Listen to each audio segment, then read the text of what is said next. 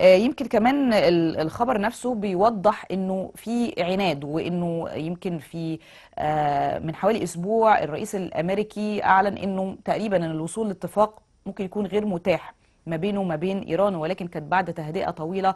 يمكن برضو كانت وقت كأس العالم او الافتتاحات والمباريات، فمش عارفين هل التوقيتات دي مقصوده ولا لا. هنعرف اكتر تفاصيل مع الاتصال الهاتفي الكاتب الصحفي والمحلل السياسي الاستاذ العارف بالله طلعت.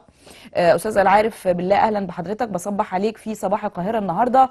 والخبر اللي معانا عن انه مضيق هرمز بقى في قبضه الولايات المتحده الامريكيه، وترامب بيفرض رسوم 20% رسوم لحمايه المضيق. نعرف من حضرتك كده تفاصيل سريعه وتحليل سياسي من حضرتك. اتفضل يا فندم.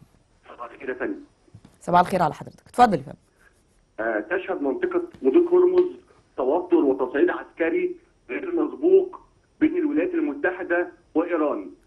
هنا أمريكا أعلنت عزمها السيطرة على مضيق هرمز، بينما ردت طهران باستهداف ناقلات نفط وتحميل القوات الأمريكية مسؤولية عرقلة الملاحة. أيوة. الصراع بين أمريكا وإيران تحول إلى معركة حاسمة من يسيطر على مضيق هرمز. وهنا في حال عدم الاستقرار في منطقة الخليج الفارسي، ومضيق هرمز هي نتيجة مباشرة للعدوان العسكري الأمريكي والإسرائيلي على إيران.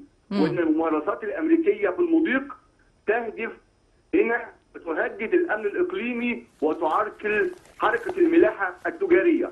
أيوة. وإن الإجراءات غير القانونية والاستفزازية اللي تقوم بها الولايات المتحدة في مضيق هرمز لا تعرض السلام والامن في المنطقه للخطر، بل نعم. تسببت ايضا في اضطراب غير مسبوق لحركه الشحن والتجاره البحريه، وعلى المجتمع الدولي الى تحميل امريكا المسؤوليه عن هذه التداعيات ومن عليها. واهميه الحفاظ على الامن والاستقرار في المنطقه، وضروره اللجوء الى المسارات الدبلوماسيه والحوار من اجل منع مزيد من التصعيد. من جانب اخر، هنا استمرار التدخلات الامريكيه في مضيق هرمز يؤدي الى حوادث اكبر في قطاع النفط والغاز العالمي، وان انهاء الوجود العسكري الامريكي في المضيق هو السبيل لضمان انسياب حركه الملاحه.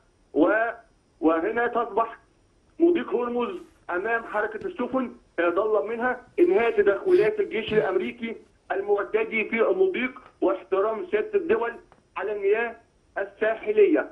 ونستطيع ان نقول هذا يؤدي الى ازدحامات اقتصاديه، الى تراجع قياسي في حركه الشحن، وارتفاع ملحوظ في اسعار النفط العالميه. تمام. يعني انا بشكر حضرتك جدا، شكرا جزيلا. كده تحليل سريع من استاذ العارف بالله طلعت. اتكلمنا عن سيطره الولايات المتحده الامريكيه على مضيق هرمز، واعلان الرئيس الامريكي دونالد ترامب بفرض رسوم 20% على عبور السفن. طبعا الاوضاع بتسوء يعني في